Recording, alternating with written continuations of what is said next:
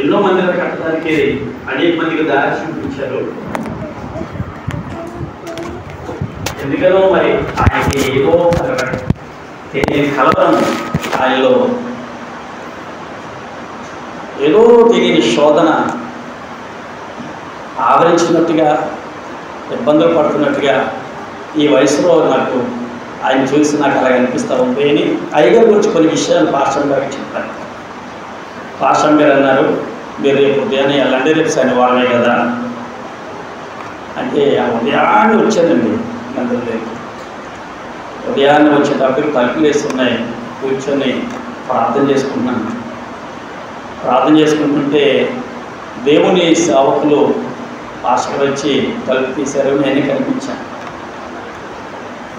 ప్రియులరా,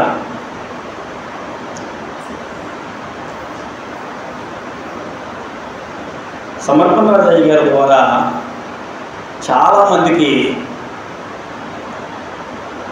మంచి మార్గాలు దొరికాయి, చాలా మందిరాలు కట్టబడ్డాయి.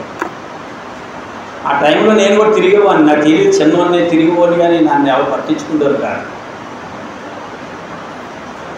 వీళ్ళందరూ పెద్దలు కాబట్టి అందరూ పెద్ద పెద్దలు, వీరికి మళ్ళీ జనానికి మధ్యలో మళ్ళీ మధ్యవర్తులు ఉండేవాడు.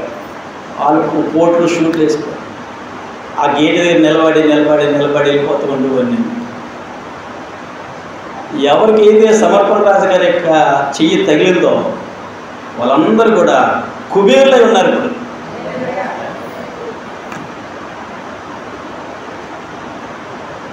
30 సంవత్సరాల సేవ పరిచర్య, అనేకమైన మందిరాలు కట్టడానికి, అనేక మందికి బ్రతుకులకి దారి చూపించడానికి ప్రభువు వారిని వాడుకున్నాడు.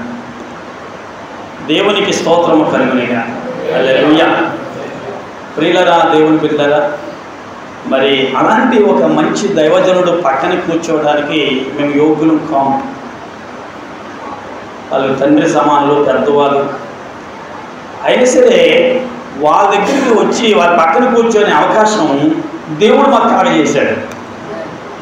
చూడండి అంత మంచి దేవుడు, ఎంత గొప్ప దేవుడు. పల్లెటూరులో గడ్డి కోసుకొని పశువులు మేపుకొని పశువుల కాపర్లు ఉన్నాయి. నేను పల్లెటూరులో పశువులకి గడ్డి కోసుకొని పశువులని మేపుకొని, గడ్డి కోసుకొని పశువులు మేపుకొని పశువుల కాపర్ని దేవుడు పక్షవాతం చేత మంచం పెట్టి బాధపడుతున్నటువంటి నన్ను కనికరించి చొచ్చుబడిపోయినటువంటి నరాలని మరలా బాగు చేసి, నడలేని నన్ను మరలా కాళ్ళు ఇచ్చి నడిపించి, ఎక్కడ పశువుల కాపర్ని, ఎక్కడ పక్షవాతంతో మూలన పడినటువంటి వ్యక్తిని, అలాంటి సిచ్యువేషన్ నుంచి, అలాంటి ప్రాబ్లమ్స్ వంటి అలాంటి క్రిటికల్ పొజిషన్లో నుంచి దేవుడు ఎక్కడికి తీసుకొచ్చాడంటే, ఇలాంటి గొప్ప దైవజనులు పక్కన కూర్చొనే స్థాయికి తీసుకుని వచ్చి ఆ పక్కన కూర్చోబెడతాడంటే మరి ఎంతకంటే దేవుడు మనకి ఏమి ఇవ్వాలండి. దేవుడికి స్తోత్రం కలుగునిగా. ప్రియమైన దేవుని బిడ్డ, మనం నమ్మిన దేవుడు చాలా గొప్ప దేవుడు. మొన్న ఫోన్ చేసి, అయ్యగారు ఒక మాట చెప్పారు, విజయపాల్ బాగున్నావా? అయ్యగారు మీ దైవాలు బాగున్నానండి అని. అయితే నీకు శుభవార్త చెప్తున్నానయ్యా అని. ఏంటి అయ్యగారు అని. 5వ తారీఖున దేవుడు నాకు విజయం ఇచ్చాడు అని. క్రైస్తవులు, ఈ నెల 5వ తారీఖున, పోయిన 5వ తారీఖున దేవుడు మనకి జయం కలిగజేశాడు. ఆయన హ్యాపీగా ఉన్నాను. మరలా మన మందిరానికి రా, నువ్వు ఆదివారం సాయంకాలం మనందరం కలుసుకుందాం అనేటప్పుడు చాలా సంతోషం వేసిందండి, చాలా ఆనందం వేసింది. ఈ వయసులో ఎంత పరిచయం చేసి, ఎంతమందికి ఉపకారం చేసి, ఇన్ని మందిరాలు కట్టి, ఇంతమందికి దారి చూపించి, ఇంతమందికి అన్నం పెట్టి, ఇలాంటి బలమైనటువంటి ఆరాధన జరిగిస్తూ, ఇలాంటి బలమైనటువంటి మందిరాలు కట్టి ఎంతోమందికి 8 సంవత్సరాల క్రితము నేను ఇల్లు కొనుక్కుంటే ఆ ఇల్లుకి అయ్యగారు వచ్చి ఓపెన్ చేసి ప్రార్థన చేసి నన్ను, నా బిడ్డల్ని, నా కుటుంబాన్ని ఆయనతో చేర్చారు. విజయపాల్ నేను ప్రార్థన చేస్తున్నాను, నీకేం పర్లేదు, హాయిగా ఉంటావు అన్నారు. అలా కాదయ్య గారు, వాళ్ళకి జరుగుబాట్లే కనిపించారంటే ఇల్లు అన్నాను. అదేం కాదులే, ప్రార్థన చేస్తాం కదా, మనం అడుగుపెట్టిన ప్రతి ఇంటిని దేవుడు ఆశీర్వదిస్తాడు, నీ ఇల్లుని దేవుడు దీవిస్తాడయ్యా అన్నాడు. అలాగే ఇప్పుడు నేను ఆ ఇంట్లోకి వెళ్ళి 8 సంవత్సరాలు అవుతుంది. నాకు నా భార్య బిడ్డలకి ఏ కొదువు లేకుండా ప్రశాంతంగా నా జీవితం కొనసాగిపోతుంది. దేవుడి స్తోత్రం. పరిచర్య కూడా ఎక్కువైంది, దేవుని వాక్యం బోధించడానికి అనేకమైన చోట్ల ద్వారాలు కూడా తెరవబడ్డాయి. ఆయన హస్తబలం నాకు దీవెన కలిగింది. దేవునికి మహిమ కలుగునిగా. ప్రియమైన దేవుని బిడ్డలారా, ఇలాంటి ఒక గొప్ప దైవజనులు వారు మనకు ఉన్నప్పుడే వారిని మనం సద్వినియోగం చేసుకొని వారిని మనం వెంబడించగలిగితే, అపోస్తుల చేతులు ఉంచడం వలన అనేకులు పరిశుద్ధాత్మను వరమును పొందారట. అపోస్తులు చేతులు ఉంచి ప్రార్థన చేస్తే పరిశుద్ధాత్మను వరమును పొందారు ప్రజలు. ఆ దైవజనుడు ఇలా చెయ్యేసి ప్రార్థన చేస్తే నిజంగా పరిశుద్ధాత్మను వరమును పొందుతాం. దేవుడికి స్తోత్రం కలుగునిగాక. హల్లెలూయా. ప్రేమైనటువంటి దేవుని బిడ్డలారా, ఇప్పుడు యానివర్సరీ, మందిరం యొక్క యానివర్సరీ, చర్చి యానివర్సరీ గురించి ఇప్పుడు నేను ఏం మాట్లాడాలో నాకేది తెలియదు. కానీ అయ్యగారు 5వ తారీఖున నాకు రిలీఫ్ అయింది నాయన అని ఇక్కడ మాటను బట్టి నేను కొన్ని మాటలు ప్రభు దగ్గర ప్రార్థన చేసుకొని కొన్ని మాటలు వర్తమానంకి తీసుకుని వచ్చాను. యానివర్సరీకి ఇప్పుడు నేను చెప్పే మా ప్రభు మాటలకి ఒకవేళ పొత్తు ఉండొచ్చు, ఉండకపోవచ్చు. దేవుడు ఏ ఆహారం పెడితే ఆ ఆహారమే. వచ్చాము, ఎవరు ఏది పెడితే తినాలి, కానీ నాకు అదే కావాలంటే మనకి దొరకవచ్చు, దొరకపోవచ్చు, సెట్ అవ్వచ్చు, సెట్ కాకపోవచ్చు. హల్లెలూయా. దేవునికి స్తోత్రం కలుగునిగాక. చిన్న ప్రార్థన చేసుకుందాము. దేవుని బిడ్డలారా, పరిశుద్ధుడా పరమ తండ్రి, నీ పాదాలకి స్తోత్రాలు చెల్లిస్తున్నాం. నీ దైవారాధన మందిరములో ఈ స్థలములో ఈ విధముగా నిలబడి ప్రభువా నిన్ను ఆరాధించే భాగ్యము నీ భక్తులతో మాకు కూడా కలగజేస్తున్నందుకే వందనాలు. కొద్ది నిమిషాలు నీ వాక్యాన్ని ధ్యానం చేస్తూ ఉండగా ఆత్మ సహాయం అనుగ్రహించండి. పరలోకములోంచి మీరు పంపించిన పరిశుద్ధాత్మ అను తండ్రి ప్రభు ఆదరణకర్తకు ఆత్మతో మమ్మల్ని నింపమని వేడుకుంటున్నాను. నీ ప్రజలందరితో మాట్లాడండి నాయన. నీ దాసుని ప్రభు ఇంకా ఆయువారికలతో నీ యొక్క అమూల్యమైనటువంటి మహిమతో నింపి చల్లగా కాచి కాపాడండి. మాట్లాడుతున్నది మేము కాదు, పరిశుద్ధాత్ముడే మాట్లాడుతున్నాడని మేము గ్రహించినట్లుగా సహాయం చేయమని యేసుక్రీస్తు వారి నామములో ప్రార్థిస్తున్నాం పరమ తండ్రి. ఆమేన్. వాక్యం చదువుకుందామండి. ప్రియమైన దేవుని బిడ్డలారా, వాక్యం చదివే వాళ్ళందరూ కూడా చక్కగా ఎలక్ట్గా ఉండండి. ఇంతకుముందు ఒక పాప ఉండేది మనకి, విజయనగరం వెళ్ళిపోయింది కదా, అప్పుడు బ్రహ్మాండమైనటువంటి వాక్యం చదివేసింది. స్వరూప మా చర్చిలో జోషప్ అనే కుర్రోడు ఉన్నాడు. ఈ చర్చిలో స్వరూప అనేటువంటి పాప ఉండేది. వాక్యం ఎంత స్పీడ్గా వెళ్తాడో స్పీకరు, అంత స్పీడ్గా కరెక్ట్గా వాళ్ళు ఎలాగంటే చక్కగా మళ్ళీ క్వాలిటీగా వాక్యం అందించేవారు. కానీ మరి ఆ స్థానం మళ్ళీ ఎవరు భర్తీ చేసుకున్నారో నాకు తెలియదు. మా చర్చిలో సొమ్మియలేనట్టు బాబు భర్తీ చేసుకున్నాడు ఆ స్థానాన్ని, బలి కూడా తయారు చేసేసాడు. మరి ఇక్కడ ఎవరు స్థానం భర్తీ చేసుకున్నారో నాకు తెలియదు. చదవడానికి ప్రయత్నం చేయండి. కొరింథీయులకు రాసినప్పుడు మొదటి పత్రిక 15వ అధ్యాయం 57వ వచనాన్ని చదువుదాం.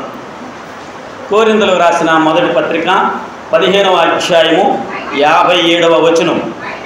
అయినను మన ప్రభువైన యేసుక్రీస్తు మూలముగా మనకు జయమును అనుగ్రహించుచున్న దేవునికి స్తోత్రము కలుగునుగాక. ఎల్లప్పుడూ మీ జీవితకాలం అంతా ప్రభు మీకు జయమే కలుగజేయునుగాక. ఏమండి, ఏం రాయబడింది? ప్రభువైన యేసుక్రీస్తు ద్వారా మనకు జయమును అనుగ్రహించుచున్న దేవునికి స్తోత్రము కలుగునుగాక. ప్రభువైన యేసుక్రీస్తు ద్వారా మనకు జయము కలుగుచున్నది అని దాని భావం. మనకేం కలుగుతుంది? జయం కలుగుతుంది. దేని మీద జయం కలుగుతుంది? ఈ భూమి మీద మనిషికి కావలసిన ప్రతి దాని మీద, దేవుని భక్తుల మీద మనకి వస్తున్నటువంటి ప్రతి సమస్య మీద మనకు కలుగుతున్న ప్రతి ఆటంకం మీద,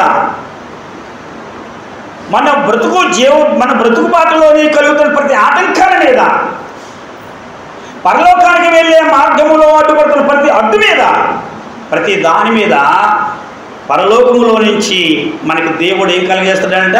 జయము కలుగజేస్తున్నాడు ప్రభు అయిన యేసుక్రీస్తు ద్వారా. దేవుడికి స్తోత్రము కలిగింది కాక. హల్లెలూయా. దేనిలోనైనా మన విజయం కలిగింది అంటే, దేనినైనా మనము జయించగలిగాము అంటే, దేనిలో నుంచైనా మనం విడుదల పొందాము అంటే, అది కేవలము ప్రభువైన యేసుక్రీస్తు ద్వారా తండ్రి అయిన దేవుడు మనకి జయమును కలుగజేస్తేనే అది కలుగుతుంది. ప్రభు మనకి జయము కలిగించుచున్నాడు. ప్రతి దేవుని బిడ్డలకి కూడా జీవితములో ప్రతి విషయంలో కూడా విజయము విజయము విజయము జయము జయము కలుగుతూనే ఉంటుంది. దేవునికి స్తోత్రం. హల్లెలూయా, హల్లెలూయా, హల్లెలూయా. ఒకరికి కొన్ని సమస్యలు వస్తాయి. దేవుడి వల్ల సమస్యలు వస్తాయి, శాతాను వల్ల సమస్యలు వస్తాయి. సాతాను వల్ల కొందరికి సమస్యలు వస్తాయి. సాతాను అనేటువంటి పదానికి హెబ్రీ భాషలో అపవాది అని అర్థం.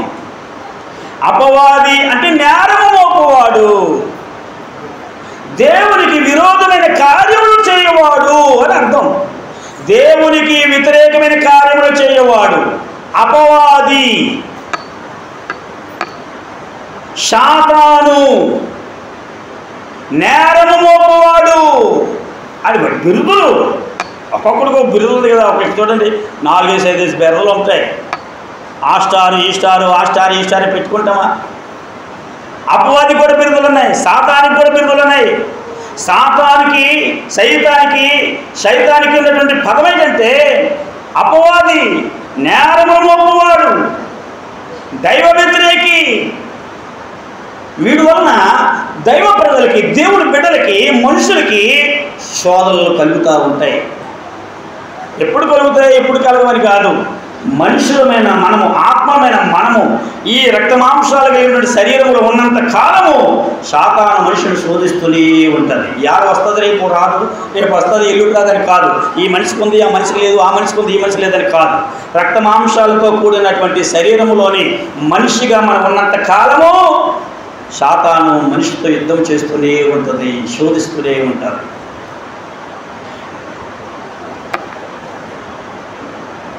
చక్కగా ఆనందముగా సంతోషముగా ఉన్నటువంటి జంట అవ్వమును ఆదామును చూసినప్పుడు శాతాను ఏం చేసింది? అవ్వమ్మ దగ్గరికి వెళ్ళి అవ్వమ్మని శోధనలో పెట్టేసింది, అవ్వమ్మని పాపంలో పెట్టేసింది.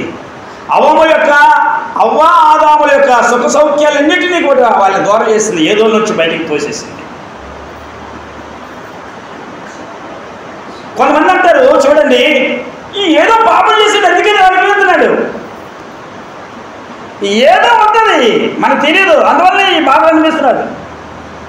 అనుభవించేటి చిన్నోడేటి, అలాగే జరుగుతాయి, అలాగే జరగాల అంటారు. చూడండి, దేవుని నమ్మినటువంటి వారు కానీ క్రైస్తవుల్లో శోధన వచ్చింది అంటే కనుక వాళ్ళు తప్పు చేస్తే శోధన వచ్చిందన్నది కాదు. ఇక్కడ తప్పు చేస్తేనే శోధన వస్తుంది అని అనుకోవడం భ్రమ. ఎందుకంటే మనకు ఉదాహరణ యోబు. ఆ మాట చదువు చూడండి, యోబు ఎలాంటి వాడు చూద్దాం చూడండి.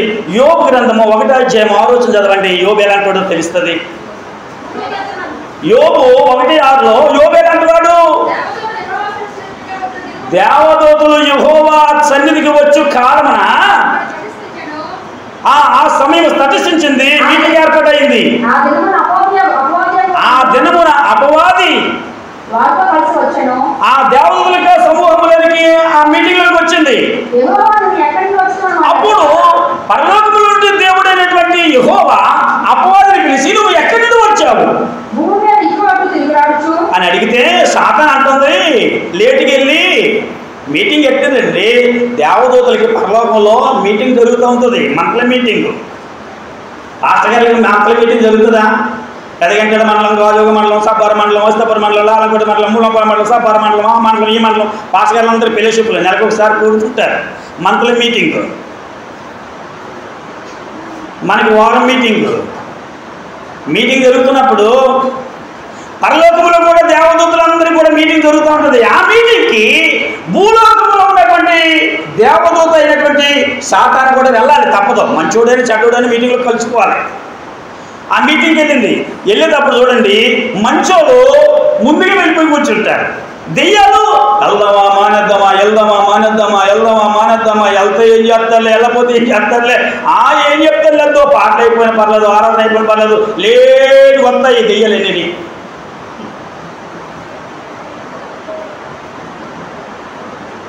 అపవాది అనే దగ్గర పుట్టినట్టు ఉంటుంది. రెండు కిందను చూస్తే సాతాను అని పేరు ఉంటుంది. అక్కడ దొరుకుతుంది సాతాను అనే పేరు. యోగ గ్రంథంలో దొరుకుతాడు అది. కాబట్టి లేటుగా అటు ఇటు అటు ఇటు అటు ఇటు తిరుగుకుంటూ పరలోకములో దేవదూతలకి మీటింగ్లకు వచ్చాడట అపవాది, లూసిఫర్, సాతాను. వస్తే మరి లేటుగా వచ్చినాడు కదా, కరెక్ట్గా ముందుకు వచ్చి కూర్చున్నాడు. నాకేం కనబడతాడు? అందరు ముందు వచ్చి కూర్చున్నారంటే ఏం కనపడతాం? నేను కూడా లేట్గా వచ్చినా, వర్షం కట్టేసి ట్రాఫిక్ కట్టేసి ఉన్నాను ప్రార్థన చూసుకొని అన్నీ చూసుకొని వస్తాడు కాదు కదా. ఇలా లేట్గా వచ్చిందట లూసిఫర్. వచ్చేటప్పటికి దేవుడు కంట్లో పడి, ఏమయ్యా ఇప్పుడు వచ్చావు, ఎక్కడికి వచ్చావు, ఎక్కడ తిరిగి వచ్చావు అని అడిగాడట. అడిగితే ఏమని చెప్తుందట, అటు ఇటు భూమి మీద అటు ఇటు తిరిగి వచ్చానండి అని చెప్తుందట. చెబితే అప్పుడు దేవుడు అంటున్నాడు యోబు గురించి, చెప్పమ్మా. అందుకు యెహోవా,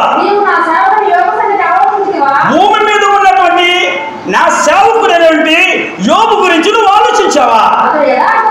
ఎవరండి? యోబు యథార్థవంతుడు, యోబు న్యాయవంతుడు, యోబు దేవుని ఎడల భయభక్తులు కలిగినటువంటి వ్యక్తి, యోబు చెడుతనమును విసర్జించిన వ్యక్తి. ఈ భూమి మీద యోబు వంటి వాడు ఒక్కడైనను లేడు లేడు లేడు లేడు. ఎంత గొప్పడండి! చాలు ఆయన గురించి విట్నెస్. ఎవరు చెప్పారు తల్లి ఈ మాట? పరలోకములో ఉన్న త్రిలోక సింహాసనాసనుడు పరమాత్ముడు చెప్పిన మాట అది. ఆయన డైరెక్ట్గా మాట్లాడిన మాట, మధ్యవర్తి మాట్లాడాడు అనుకోండి, యోబు ఇలాంటోడు అలాంటోడు ఇలాంటోడు ఇలాంటోడు, ఏదైతే చొంతడు ఈయనకి చెప్తాడులే అంటాం, అంతే కదా. సమర్పణరావు గారు మంచోళ్ళండి విజయపాలకి ఏదో పెడుతుంది వాళ్ళు, అందుకని అలా పోగొడుతుంది అంటారు చాలామంది అమ్మలక్కలు. అసలు దేవుడే డైరెక్ట్గా, పరమాత్ముడే డైరెక్ట్గా భూమి మీద ఉన్నాడు. తన సేవకుణ్ణి ఏమన్నాడు? న్యాయవంతుడు, చెడుతనమును విసర్జించిన వాడు, యథార్థవంతుడు, భూమి మీద అటువంటి నీతిమంతుడు ఒక్కడైనా లేడు అని సాక్ష్యం ఇచ్చాడు. ఇస్తే సరే అయింది ఏదో అయిపోయింది, కానీ మీటింగ్ ఎప్పుడు క్లోజ్ చేస్తాం అన్నాడు. క్లోజ్ అయిపోయింది, బెల్ల కొట్టేశారు, ఎవరు మట్టుకొని నిలిపారు. భూమి మీదకి వచ్చిన వెంటనే ఆ సాతాను ఎక్కడ వచ్చిందమ్మా? ఎవరు నీతిమంతుడో, ఎవరు యథార్థవంతుడో, ఎవరు చెడుతనమును విసర్జించిన వాడో, ఎవరు ప్రభుకి నిజమైనటువంటి నమ్మకమైన సేవకుడో, ఆ సేవకుడి మీదకి వచ్చి శోధించడం మొదలుపెట్టింది. భార్యను శోధించింది, పిల్లలు శోధించింది, పనులను శోధించింది, పశువులు శోధించింది, ఆరోగ్యాన్ని కూడా శోధించేసింది. మొత్తం ఆయనకు ఉన్నట్టు సమస్తం మీద కూడా దాడి చేసింది. ఆయనకు ఒక విశ్వాసం ఏంటంటే, నేను దేవుడిని నమ్మాను, నేను నమ్మిన దేవుడు గొప్పవాడు, ఆయన ఎప్పుడైనా నాకు మంచిగా చేస్తాడు, ఎప్పటికైనా ఈ ప్రాణం ఈ శరీరంలో ఉన్నంత కాలంలో ఏ టైంలోనే సరే దేవుడు నాకు జయమివ్వకపోతాడా అని ఎదురు చూశాడు. చిట్ట చివరికి యోబే గెలిచాడు, సాతాను ఓడిపోయింది. దేవుడికి స్తోత్రం చెల్లిద్దామండి. హల్లెలూయా. ప్రభువైన యేసుక్రీస్తు ద్వారా జయం అనుగ్రహించిన దేవుడికి స్తోత్రం కలుగును గాక. చూసారా, మనం ఏమనుకుంటాం? చెడ్డోళ్ళ మీదకి దేవుడు ఈ కష్టాలు వచ్చేస్తున్నాయి, ఈ బాధలు వచ్చేస్తున్నాయి, శోధనలు వచ్చేస్తున్నాయి అనుకుంటాం. చెడ్డోళ్ళ మీదకి వస్తాయి కాదని అనలేదు, కానీ మంచి వారి మీద కూడా వస్తాయి. అందులో ఒకడే ఆ యోబు గారి యొక్క సైన్యములో ఆ ప్రధానుల్లో ఒకడే ఉండొచ్చేమో. శోధముపడుతున్న నీతిమంతుడు ఎవరైనా కావచ్చు. దేవునికి స్తోత్రం కలుగును గాక. హల్లెలూయా. దేవునికి స్తోత్రం. హల్లెలూయా. ఈ అపవాది మనకి వ్యతిరేకముగా ఎప్పటికప్పుడే పోరాడుతూ మనల్ని ఎప్పటికప్పుడు నిర్వీర్యము చేసే పనిలోని వాడు పనిగొట్టుకొని పట్టుదల కలిగి మనల్ని వెంబడిస్తూ ఉంటాడు. వాడి వలన అనేకమైనటువంటి శాపాల వలన, అపవాదు వలన మనుషులకు, నరులకు ఎన్నో ఎన్నో ఎన్నో ఎన్నో ఇరుకులు, ఇబ్బందులు, శోధనలు, సమస్యలు, కష్టాలు ఎదురవుతూనే ఉంటాయి. అయితే ఎలా జయించగలం? యోబు ఎలా జయించాడు? దేవుని యొక్క నామములు దాన్ని జయించాడు. విశ్వాసమును బట్టి జయించగలిగాడు. మనం ఎలా జయించగలుగుతాం? వాక్యం చెప్తుంది చూడండి. ప్రకటన గ్రంథము 12వ అధ్యాయం 11వ వచనం చూడండి. సాతానుడు వలన వచ్చినటువంటి ప్రతి శోధన మనకి, ఆ శోధనలో మనకి ఎలాంటి జయం కలుగుతుందో, ఎందుకు జయం కలుగుతుందో, ఎప్పుడు ఎలా జయం కలుగుతుందో, జయం కలగడానికి కారణం ఏంటో, ఎలా మనం విజయం సాధిస్తామో, దేవుడి బిడ్డలమైన మనము ఎలాగ శాపాన్ని శోధనలు జయించగలుగుతాం? దేవుడి వలన మన ఆయుధం ఏంటి? ప్రకటన గ్రంథము 12వ అధ్యాయం 11వ వచనం చదవండి. గొర్రె పిల్ల రక్తమును బట్టి, తామిచ్చిన సాక్ష్యమును బట్టి అలాగంచండి, వారిని జయించి ఉన్నారు. కానీ అంటే అపవాదిని జయించడానికి గల ఆయుధం ఏంటి?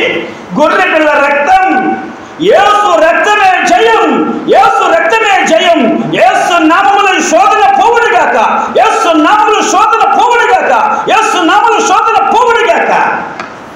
యేసుక్రీస్తు రక్తము, తామిచ్చిన సాక్ష్యముతో, యేసుక్రీస్తు రక్తముతో మనము శాతాన్ని జయించవచ్చును. దేవునికి స్తోత్రము కలుగును గాక. హల్లెలూయా. చాలా మంది కష్టాలు వచ్చినప్పుడు దేవుణ్ణి వదిలేస్తారు. ఏమా ప్రార్థన రావా చెల్లి అంటే, ఈ ఆడ నాకు కొంచెం ఇబ్బందిగా ఉందమ్మా అక్క అని వెళ్ళొచ్చి, అమ్మ మనసేం బాగాలేదండి. శోధన ఏదో శోధన వచ్చేసింది. పిల్లల వల్ల, భర్త వల్ల, ఇంట్లో ఏదో శోధన వచ్చేస్తుంది, ఏదో కష్టం వచ్చేస్తుంది. మన పక్కింటి వెళ్ళిపోతే పిలుస్తుంది, చెల్లి రాలే టైం అయిపోయింది అని. అప్పుడు ఆవిడ అంటుంది, నా మనసేమి బాగోలేదు, నువ్వు వెళ్ళిరా అంటుంది. వారికి కష్టాలు తొందరగా నిర్మూలన అవ్వడం కొంచెం కష్టమైన పనే. ఎందుకంటే ఆయుధమును వారు వదిలేస్తారు కనుక, యుద్ధాయుధములు వదిలేస్తారు కనుక.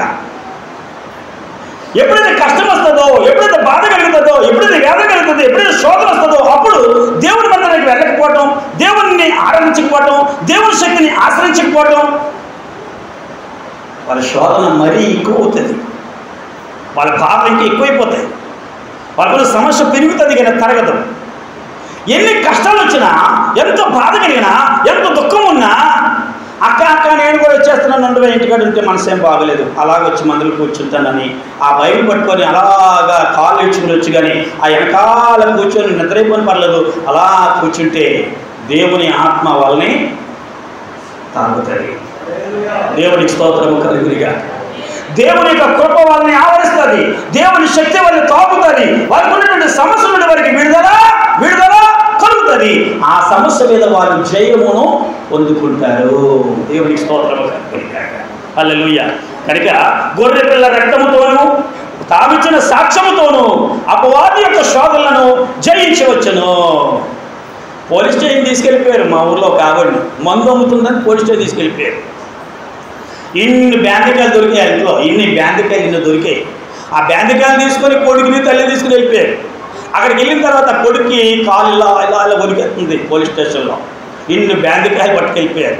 ఇలా ఒలుగుతూ ఉంటే, అమ్మా ఏంటి ఈ బాధలు, ఏమైపోతుందంటే, ఏం పర్లేదా, ఏసే ఉన్నాడు, నేను ప్రార్థన చేస్తాను, నీకు భయపడుతున్నట్టు ఇంటికి పోరాడు అంటే గాడించాడు. బండిగాడు మా అమ్మ చిక్కడు పడి పర్లేదు, నాకు ఒడ్డు దొరికింది నాయనని బండికి జమ్మ 2 నిమిషాలు ఇంటికి వెళ్ళిపోయాడు. ఆవిడ అక్కడితో ఉండిపోయి పోలీస్ స్టేషన్ బయట నేను కూర్చొని, ఆ అరుగు మీద కూర్చొని, ఏసు రక్తమే చేయి, ప్రభువా నువ్వేమన్నావు తండ్రి, ఏసయ్యా నువ్వేమన్నావు తండ్రి, స్తోత్రం నాయనా కూర్చున్న పోలీస్ స్టేషన్లోని. నేను మందు పోవడంతో దొరికి ఎఫ్ఐఆర్ బుక్ చేసి తోసేయాలా, నా మక్కలు కొట్టియాలా, లేకపోతే 10,000 20,000 తీసుకోవాలా? అవునా కదా? అలా కాదనుకుంటే రేపు ఒక బాటిల్ పెట్టుకుని రోడ్డు మీద దొరుకు, ఎందుకు తాగే బండి మీద దొరుకు అనే రాజేస్తారు 5,000. అవునే కదా?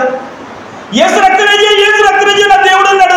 వాళ్ళ అల్లుడు ఫోన్ చేశాడు, అత్తమ్మ నువ్వు వచ్చే ఇంటికి, అక్కడ వద్ద పోలీసులు కొట్టేస్తారు, పొద్దున్న వెళ్దాం. లేదు బాబు దేవుడు అన్నాడు, నాకు దేవుడు అన్నాడు. లేదు బాబు వాళ్ళకి మొండిగా వాడుతుంది. ఈవిడికి దెయ్యం పట్టేసింది, దేవుడి దెయ్యం పట్టేసింది ఈవిడికి. అలాగే అల్లుడు ఇలాగా ఆవిడ మొండిగా ఏసు రక్తమే చేయని దేవుడు కాపాడుతాడంటే, రాత్రి 8:30కి వచ్చాడు సిఐ గారు కోరమంపల్లి పోలీస్ స్టేషన్. ఏం జరుగుతుంది? రామదాస్ కన్నీ లోనికి వెళ్ళిపోయాడు. అంతడికి మందు బాటలు దొరికేయండి, ఆవిడేనండి అన్న. అంతడికి లోన పిలిచి ఏంటమ్మంటే, బాబు నా భర్త అవుకోడు, నా పరిస్థితి ఇది, ఏదో అలా తెచ్చి అమ్ముతున్నాను బాబు, కనికరించి వదిలేస్తే ఇష్టం, నా భర్త నా ప్రాణం తీసేసిన మీ ఇష్టం అంతే. ఏంటి గారు పిలిచి వదిలేదయ్యా హ్యాపీగా వచ్చేసిందండి ఇంటికి 8:30కి. ప్రభు పని అయిపోయింది, మొన్న నాగమ్మని పని అయిపోయింది, దెబ్బతో అయిపోయింది అనుకున్నారు అందరూ. వదిలేశారండి, ఇంటికి వచ్చేసింది. ఏం తెలిసింది? ఏం చెప్తుంది నోరు? యేసు రక్తం. తెలియజేయండి ఒకసారి. యేసు రక్తంలో జయము కలుగుతుంది. యేసుక్రీస్తు నామ స్మరణ మనకి జయము కలుగజేస్తుంది. ఎంత పాపిష్టుడు అయినా సరే, ఎంత పాపాత్మురాలు అయినా సరే, దేవుని యొక్క కృప నువ్వు దేవుని యొక్క నామాన్ని స్మరిస్తున్నప్పుడు నిన్ను ఆవరించి నీకున్నటువంటి ప్రాబ్లమ్స్లో నుంచి విజయాన్ని చేకూరుస్తుంది, జయం కలుగుతుంది. అది క్రైస్తవులకు దేవుడిచ్చిన వరమది. నువ్వు విజయం సాధించగలుగుతావు. దేని మీద సరే జయము చెట్టు చివరికి నువ్వు గెలవగలుగుతావు. ఎందుకంటే ప్రభు చెబుతున్నాడు, ప్రభువైన యేసుక్రీస్తు ద్వారా జయమును అనుభవించుచున్న దేవుడికి స్తోత్రము కలుగునుగాక. ప్రియులారా, దేవుని బిడ్డలారా, చూసారా? కనుక ఏంటంటే యేసు ప్రభు యొక్క రక్తము ద్వారా, యేసు ప్రభు యొక్క సాక్ష్యము ద్వారా మనము లోకములో సాతానుడు కలిగించే శోధనలను మనము జయించవచ్చును. దేవునితో ఓడిపోయింది ఇది. మనతో ఎందుకు గెలిచింది? వచ్చేపు యుద్ధం చేస్తుందంటే మనం లోపు కాబట్టి. తండ్రితో దెబ్బలాడలేడు. ఒకసారి ఓడిపోయాడు. ఓడిపోయిన తర్వాత తండ్రి అయితే బలవంతుడు కాబట్టి కొట్టగలడు కాబట్టి ఓడిపోయాడు. తండ్రితో మనం గెలవలేము అని పిల్లల మీద పడ్డది. పిల్లలైతే సింపుల్గా కొట్టవచ్చు, ఏడిపించవచ్చు, గిల్లేవచ్చు, నానాంశాలు పెట్టేవచ్చు. మన పిల్లలు కాబట్టి మన మీద అది యుద్ధరంకర వేసి మనం శోధిస్తూ ఉంది. మన తండ్రితోటి ఒకప్పుడు యుద్ధం చేసింది, ఓడిపోయింది. ఇప్పుడు మనం ఓడించి పనిలోన్నది పరిపెట్టుకొని మళ్ళీ ఓడిస్తూ ఉంది, మళ్ళీ ఏడిపిస్తుంది, మళ్ళీ నలగొడుతూ ఉంది. ప్రియులరా, దేవుని బిడ్డలరా, మనం దేవుని శక్తి మీద ఆధారపడే ఉంటే కనుక ఎవరి మీద ఆధారపడాలి? దేవుని శక్తి మీద ఆధారపడాలి. నీ భారము యెహోవా మీద మోపము, ఆయన నిన్ను ఆదుకొనును. నీకు కలుగుతున్న శ్రమలన్నిటిలో నుండి ఆయన విడిపించును. నీకు జయము కలుగుతుంది. ఏ శ్రమలో నుండి అయినా నీకు జయము కలిగించేవాడు మన నమ్మిన దేవుడు యేసు ప్రభువు. దేవునికి స్తోత్రం కలుగునుగాక. హల్లెలూయా. మనం దేవుని శక్తి మీద ఆధారపడినప్పుడు, దేవుడే మనకు ఆధారమని దేవుడి మీద భారం మోపినప్పుడు, దేవుడే మనకు సాతాను మీద జయము కలుగజేసి, సాతాన్ని ఎక్కడ పెడతాడట? ఈ లూసిఫర్ని, ఈ దెయ్యాన్ని, ఈ అపవాదిని, ఈ దేవుని విరోధిని మన కాళ్ళు కింద చితక తొక్కించును అని రాయబడి ఉంటుంది. చదువుదాం అన్నమాట. రోమాపత్రిక 16వ అధ్యాయము 20వ వచనం చదవండి ప్రియులరా. రోమాపత్రిక 16వ అధ్యాయం 20వ వచనం చదవండి. చిట్ట చివరికి నిన్ను శోధించి, నిన్ను ఏడిపించి, నిన్ను బాధపెట్టి, నిన్ను హింసించి, నిన్ను దుఃఖపరిచి, నిన్ను నానా విధాలుగా నిన్ను నీ కుటుంబాన్ని చెదరగొట్టి నిన్ను అవమానపరిచినటువంటి సాతానుడికి చివరికి పట్టే గతి ఏంటో తెలుసా? దేవుడు సాతాన్ని మన కాళ్ళ క్రింద చితక తొక్కించును. సాతాను నీ కాళ్ళ క్రింద చితక తొక్కబడును. సాతాను మన కాళ్ళ కింద చితక తొక్కిస్తాడట దేవుడు. దేవుడికి స్తోత్రము కలుగునుగాక. దేవుని భక్తులకి అంతటి దీవెన, దేవుని భక్తులకి అంతటి ఆశీర్వాదం, దేవుని భక్తులకి యేసయ్య నమ్మినటువంటి క్రైస్తవులకి అంతటి మహాబలం. గెలుస్తాం, ఖచ్చితంగా గెలుస్తాం. శుక్రవారం సాయంకాలం ప్రార్థన అయిపోయింది. 20 సంవత్సరాల కిందట జరిగిన స్టోరీ. శుక్రవారం పాకలో ప్రార్థన అయిపోయింది. ప్రార్థన అయిపోయిన తర్వాత ఊసులాడుకుంటున్నారు ఈ అమరకులందరూ 10 మంది విశ్వాసులు. ఈలోగా ఎంత ఎత్తున్నాడు, ఎంతలా ఉన్నాడు ఒడియవాడు. వాడు వచ్చి ఈ నన్ను ఇలా జిత్తు పట్టుకొని ఆ పాకలోంచి పర్రం బయట లాక్కెళ్ళి, అంత దూరం లాక్కెళ్ళి ఒక కిరాణా షాపు దగ్గర లాక్కొని వెళ్ళి లాగిపెట్టి గోడ కొట్టాడు. వాడు కొట్టేటప్పటికి నేను ఎంత ఉన్నాను అనుకున్నాడు. టపక్క పడిపోయింది కిందని. మరలా లెగితే మళ్ళీ కొడతాడేమో లేగలేదు, కాల పడిపోయిపోయాను. ఆ తర్వాత ఆ డాక్టర్ గారు, ఆ జార్జి గారు, ఆ చుట్టుపక్కలందరూ వచ్చి ఏమయ్యా కరోనా కూడా ఎత్తున్న వారిని ఎడగొట్టారు. అయిపోయింది. తెల్లారు వేసిన తర్వాత ఊళ్ళో ఉన్నటువంటి వాళ్ళందరికీ చెప్పాను, రాత్రి జయరామ్ గారు కుట్టారండి, ఎందుకు కుట్టారో తెలియదు, అడగండి సార్ అని. ఆర్యం అడుగుతామండి. ఏదైంది అయిపోయింది, వదిలేయండి అన్నారు. ఏదైపోయింది వదిలేయండి అన్నారు. అన్న తర్వాత ప్రభువా నీ సేవ చేద్దామని ఊరు వచ్చాను, ఈ పాకేసుకున్నాను, నలుగురిని 4 కమ్మలు అడిగి 4 కర్రలు అడిగి ఏదో ఉంటే తింటున్నాను, లేకపోతే ఉంటున్నాను. ఎవరైనా పట్టి అన్నం పెడితే, ఎవరైనా తోడు వీవిస్తే వెళ్ళి అడుగు తెచ్చుకుంటున్నాను, బ్రతుకుతున్నాను. నాకేంటి ఈ శిక్ష? ఎందుకు కొట్టాడో వాడికి తెలియదు, ఎందుకు కాదు నాకే తెలియదు. ప్రభువా, నువ్వు ఉన్నవనే కదా నీ దగ్గరికి వచ్చాను, నువ్వు ఉన్నవనే కదా నేను నీ సేవ చేస్తున్నాను. అసలు నువ్వు ఉన్నవనే కదండి నేను నమ్మాను. కానీ ఉన్నవాడు అనువాడు మీద నీవు చూస్తూ ఉండే దేవుడు వా ప్రభువా, దీనికి ఏంటో నువ్వే పరిష్కారం చూపించు అని నేను ప్రార్థన చేయడం మొదలుపెట్టాను. 3 నెలలు కలిసింది. 3 నెలలు గడిచిన తర్వాత వాడు మాడి అమ్ముతాడు ఊళ్ళో. మాడి ఆ మాడిలోనికి నల్లమందు, గంజాయి, ఇంకా రకరకాల ఏర్లు, ఆ చెత్త చెదరం వేస్తాడు. ఇదంతా కూడా అస్తోపడం ఎక్కడ అనకాపల్లి కసింకోటలో దొరుకుతాయి. వీడికి ఆ నల్లమందుకి వెళ్ళాడు కసింకోట. అక్కడ ఏమైందో తెలియదు కానీ పేక నరికేశారు, తొడ నరికేశారు, వెనకాల బీపు నరికేశారు, మొత్తం ఒళ్ళంతా కూడా కసాపిస్స మొక్కలు నరికి పారేశారండి. ఆ దెబ్బలు కాసి ఆ రక్తమండలంతో ఎలాగొచ్చేసాడో తెలియదు కానీ ఆ కసింకోట నుండి ఆ జయరాము మరలా మదినబాబు కాళ్ళు ఇచ్చుకుని వచ్చి మా మందిరం యొక్క పాకలో ఉన్నటువంటి అరుగు, ఆ అరుగు మీద పడుకొని అంటే మా ఊర్లో ఉన్నటువంటి మిడతాన నౌకరాజు అని ఆయన పేరు, మత్తయ్య గారని పెట్టాను పేరు. ఆయన చూసి ఇదేంటి బాబు ఇదంతా రక్తం అలాగే అందరినీ పోగొట్టేటప్పటికి మెడ నరికేశారు, తొడ నరికేశారు, బీపు నరికేశారు, సూపర్ ముక్కలు నరికేశారు. ఏది నరికేశారు తెలియదు. నన్ను ఎందుకు కొట్టాడు ఆడికి తెలియదు, వాళ్ళెందుకు నరికారు వాడికి తెలియదు. అది దేవుడు అంటే. దేవుడికి స్తోత్రం కలగలిగా. హల్లెలూయా. ప్రేమైన దేవుడు బిడ్డలారా, సాతానుడు కలిగించే ప్రతి విధమైనటువంటి సమస్యకి కూడా మన పక్షాన దేవుడు గొప్ప యుద్ధాన్ని చేసి మన గెలిపిస్తాడు, మన సేవకులు గెలిపిస్తాడు, మన విశ్వాసులు గెలిపిస్తాడు, మన బిడ్డలు గెలిపిస్తాడు. మనకి జయమును అనుగ్రహించుచున్న దేవుడికి స్తోత్రము కలుగునుగాక. చూసారా ఎంత అద్భుతమైన దేవుడు మన దేవుడు, నమ్మిన దేవుడు. ఎందుకు ఇలా ఎవరికి జరుగుతాయంటే దేవుడి మీద ఆధారపడిన వారికి, దేవుడి శక్తి మీద ఆధారపడిన వారికి. ఎన్ని ప్రాబ్లమ్స్ వచ్చినా పాస్టర్ గారు ప్రార్థన చేయండి బాబు, ప్రార్థన చేయండి, దేవుడు చూసుకుని ప్రార్థన చేయండి అనుకుంటూ వెళ్ళిపోయాడు అంతే. అంతకుమించి ఇంకో మాట్లాడు, ఫోన్లో కూడా ఏం మాట్లాడు, ఒకసారి ఒక మాట్లాడుతూ కడేస్తాడు. మరలా మేము రిపీట్ ఏదైనా మాట్లాడాలనుకునేప్పటికీ నాకు ఛాన్స్ ఉండదు, ఒక్క మాట చెప్తూ కడేస్తాడు అంతే. అయ్యగారు అమ్మగారు ఎలాగున్నారండి, పిల్లలు ఎలాగున్నారండి, మీరు ఎలాగున్నారండి, ఆరోగ్యం ఎలాగుందండి, సంఘం ఎలాగుందండి, సేవ ఎలాగుందండి, బయటకు తిరుగుతున్నారా లేదండి, అవన్నీ అడుగుదాం అనుకుంటాం. బాబు అట్టుకు క్రియేట్ అవుతుంది అంతే. మనం చెప్పడానికి ఏముండదు ఇంకా. అర్థమవుతుంది. దేవుడు మీరు ప్రార్థన చేయండి బాబు అంతే. ప్రార్థన చేయండి.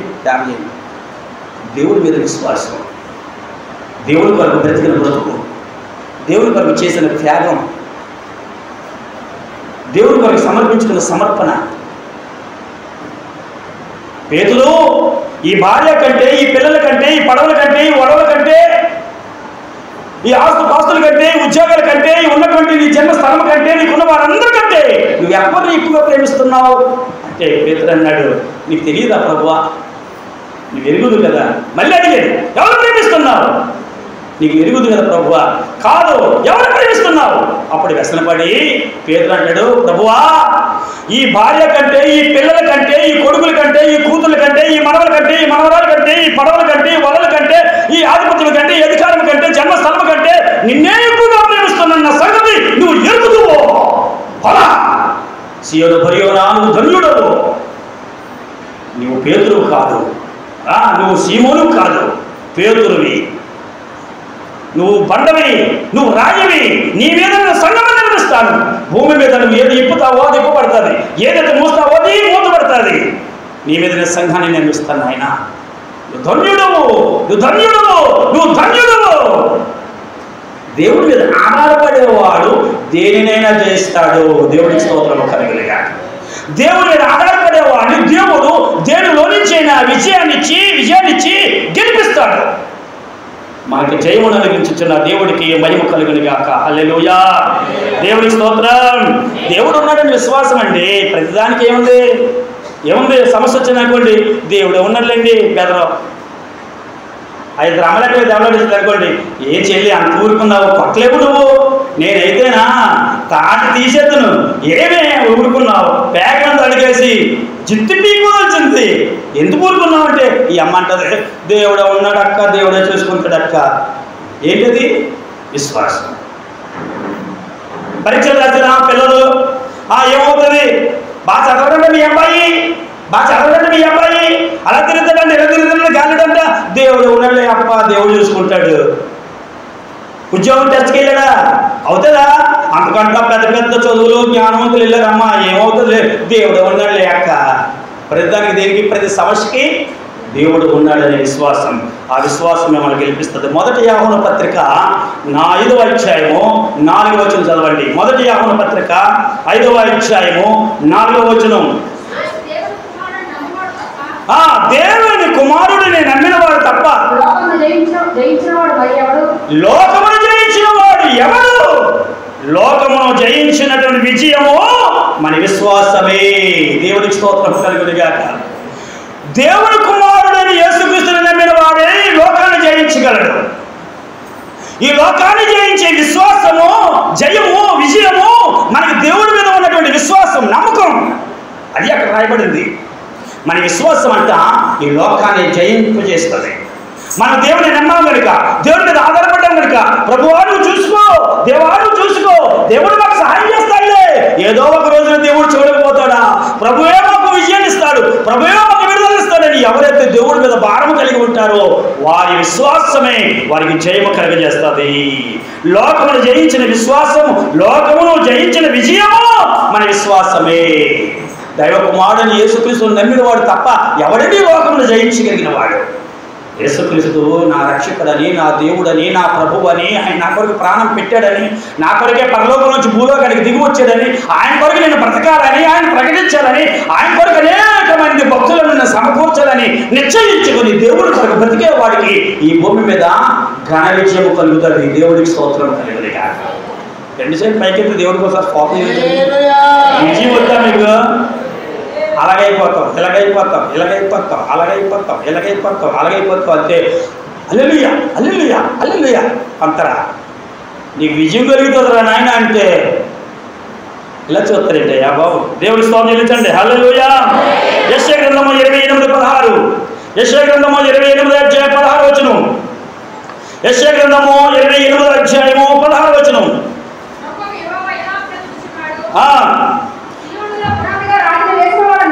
నేనే రాయి, అమూల్యమైన తలరాయి, పునాది గల మూలగల తలరాయి.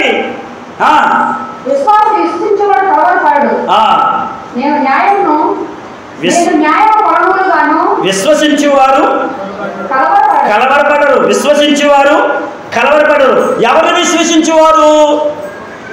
ఈ లోకము నిషేధించినటువంటి రాయి, తలకు మూల రాయి. యూదులు మాకు వద్దు అన్నారు, ప్రపంచం మాకు వద్దు అన్నారు, ఆయన మాకెవరు తెలియదు అన్నారు. లోకం మనకు పూర్తి కూడా వద్దనుకుంటుంది, ప్రపంచమే వద్దనుకుంటుంది. ఈ లోకము వద్దనుకున్నా, యూదులు వద్దనుకున్నా, ప్రపంచం వద్దనుకున్నా, ఈ ప్రపంచానికి శక పురుషుడు ఆయనే, యుగ పురుషుడు ఆయనే. 1 2 3 4 1 2 3 4 1 2 3 ప్రారంభమైంది ఆయన వల్లనే. శక పురుషుడు ఆయనే కదా. ఈ ప్రపంచానికి శక పురుషుడు ఆయనే. మూలకు తలరాయి ఆయనే ప్రపంచానికి. ఆ మూలకు తలరాయి అయినటువంటి క్రీస్తుని విశ్వసించేవారు భూమి మీద కలవరపడరు, కలవరపడరు, కలవరపడరు. ఎందుకు కలవరం? దేవుడు మనకి విజయాన్ని ఏదో ఒక రోజున సమకూరుస్తాడు. మనం గెలుస్తాం. ఏ సమస్యలైనా మనం గెలుస్తాం, ఏ శోధనైనా మనం గెలుస్తాం, ఏ సందర్భంలో సరే దేవుడు మనకు గెలిపిస్తాడు. మన గెలిపించేవాడు దేవుడు. యేసుక్రీస్తు ద్వారా మనకి జయము కలిగించినటువంటి దేవునికి స్తోత్రము కలుగునుగాక. దేవుడు మనకు గెలిపిస్తాడు. హల్లెలూయా. మన విజయమును ప్రసాదిస్తాడు యేసయ్య. దేవునికి స్తోత్రం. కొంతమందిని శాతాను శోధనలు ఆవరించండి, కొంతమందిని పాపం ఆవరించేసి మనిషిని బ్రతకనీయదు. దేనికో అటాక్ అయిపోద్ది బ్రెయిన్. దేనికో అటాక్ అయిపోయిన తర్వాత ఈ బుర్ర రాత్రులు పగలు, రాత్రులు పగలు, రాత్రులు పగలు, రాత్రులు పగలు అనేకమైనటువంటి ఆ వ్యామోహం మీద ఆలోచిస్తూ ఆలోచిస్తూ ఆలోచిస్తూ ఆ బుర్ర ఏం చేస్తుందంటే మానసికంగా శరీరాన్ని కృంగదీసి కృంగదీసి కృంగదీసి కుషింపు చేస్తూ ఉంటుంది. ఏ పని చేయడు, చెత్త అదే మైండ్లో ఉంటుంది. పగల రాత్రులను ఏం చేస్తావు? పని తిండి తినవు, తిన్నది అరగదు, బుర్ర పాడైపోద్ది, పిచ్చెక్కిపోతూ ఉంటుంది. ఏమన్నారు దాన్ని? పాపం.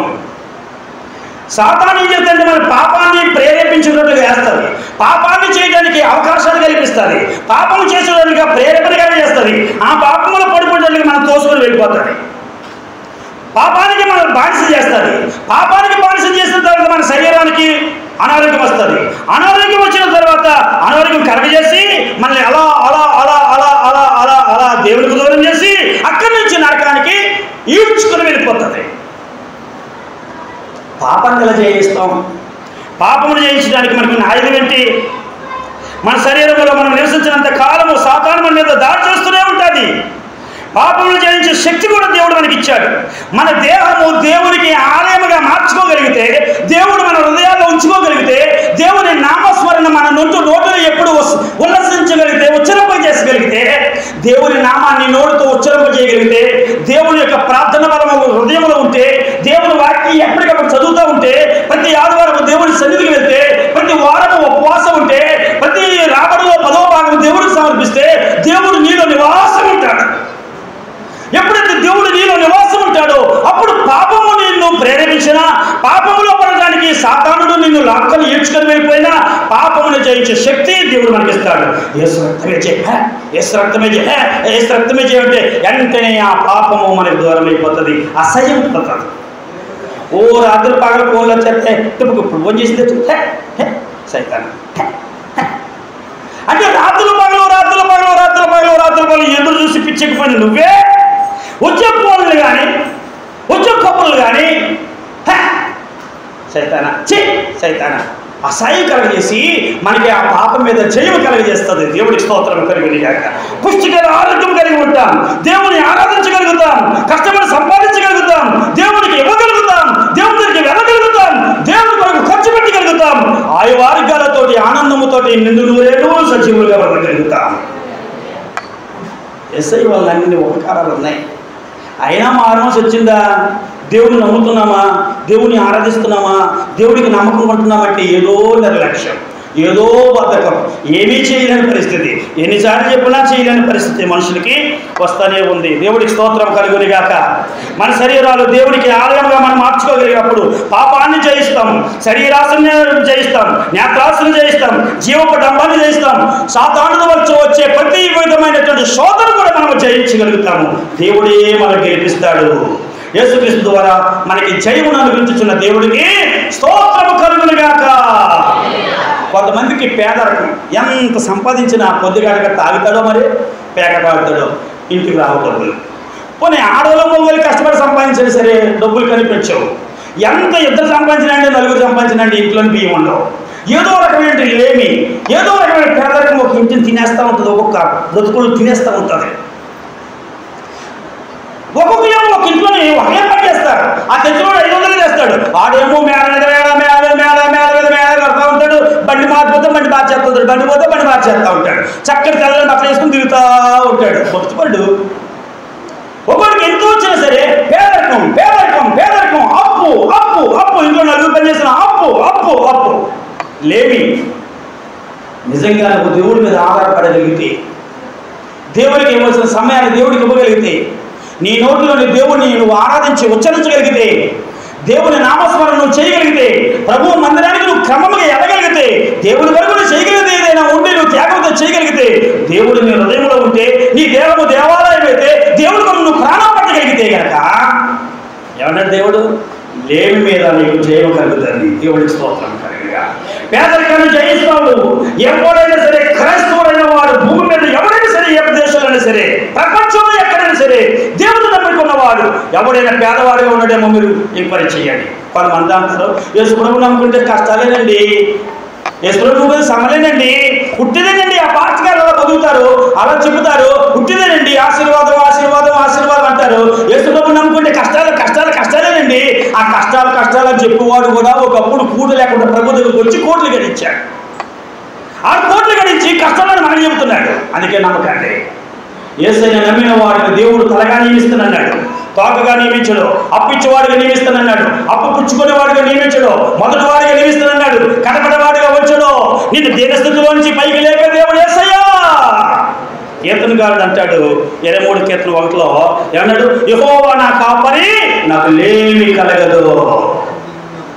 దేవుడు మన కాపరి, మనకి లేమి కలగదు. ఎంతటి పేదరికమైనా జయించే శక్తిని కలిగిస్తాడు. అంచులంచులుగా నువ్వు దేవుడికి నమ్మకంగా ఉంటే, దేవుడి మందిరంలో ఒలివల మొక్కవలే స్తంభముగా నువ్వు నిలబడగలిగితే కనుక, దేవుడికి వచ్చిన సమయాన్ని, టైం, ఆ సందర్భాన్ని నువ్వు ఇవ్వగలిగితే, నిజంగా నీవు దేవుడు ఉంటే కనుక, దేవుడిని హృదయంలో నువ్వు స్థానం ఇవ్వగలిగితే కనుక, నువ్వు పేదరికాన్ని జయిస్తావు, లేమిని జయిస్తావు. అంచులంచులుగా నువ్వు ఎదుగుతావు, ఆశీర్వదించబడతావు.